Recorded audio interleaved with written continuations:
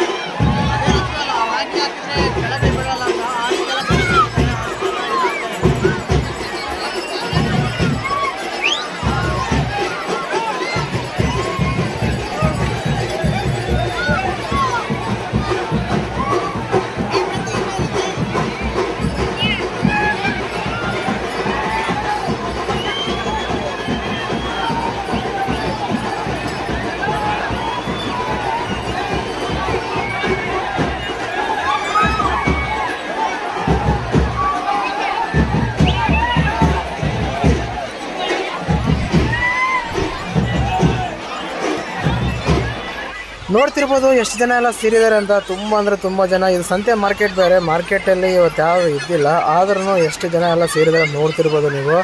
ನಾಲ್ಗೆ ಮೇಲೆ ಬಿಲ್ಡಿಂಗ್ ಮೇಲೆ ಮಾಡಿಗಳ ಮೇಲೆ ಹತ್ತಿದ್ದಾರೆ. ಜೈ ಬಸವೇಶ್ವರ ಅಂತ ಕೂಗು ಬೇರೆ ಬರ್ತಾಯಿತ್ತು ಮಧ್ಯದಲ್ಲಿ. ಈ ಜನ ಅಂದರೆ ಹಬ್ಬ ತುಂಬ ಜನ. ಎಷ್ಟು ಜನ ಸೇರೋಕ್ಕೆ ಕಾರಣ ಇಷ್ಟೇ. ಅದು ರಾಮಪುರ ಸ್ವಲ್ಪ ಸಿಟಿನೇ ಬರುತ್ತೆ. ತುಂಬ ಸುತ್ತಮುತ್ತ ಹಳ್ಳಿಗಳ ಕಡೆ ಎಲ್ಲ ಬರ್ತಾ ಇರ್ತಾರೆ ಜನ. ಒಂದು ಮಾರ್ಕೆಟ್ ಅಂದರೆ ಈ ರೀತಿ ಇರುತ್ತೆ. ಸುಮಾರು 120-150 ಹಳ್ಳಿಗೆ ಇದೆ ಮಾರ್ಕೆಟ್ ಸಿಟಿನೇ. ಆದ ಕಾರಣ ಇಷ್ಟು ಜನ ಎಲ್ಲ ಬಂದು ಸೇರಿರ್ತಾರೆ.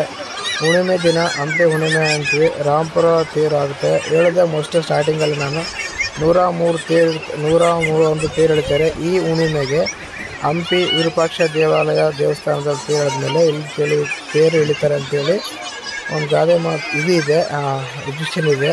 ಖಂಡಿತವಾಗ್ಲೂ ಒಂದಂತೂ ಸತ್ಯ. ಇಷ್ಟು ಜನ ಸೇರಿದ ಕಾರಣ ಈ ದೇವರ ಸತ್ಯಾಂಶಗಳನ್ನು ಆ್ಯಕ್ಚುಲಿ ಇಷ್ಟು ಜನ ಸೇರೋಕ್ಕೆ ಕಾರಣ ಏನಂದರೆ ದಯವಿಟ್ಟು ಇಂಥ ಒಂದು ಇದನ್ನು ಖಂಡಿತವಾಗಲೂ ಸಪೋರ್ಟ್ ಮಾಡಿ. ನಮ್ಮ ಊರು ಕಡೆ ನಮ್ಮೂರ ಕಡೆ ಚಾನಲ್ನ ಸಬ್ಸ್ಕ್ರೈಬ್ ಮಾಡ್ಕೊಳ್ಳಿ ದಯವಿಟ್ಟು.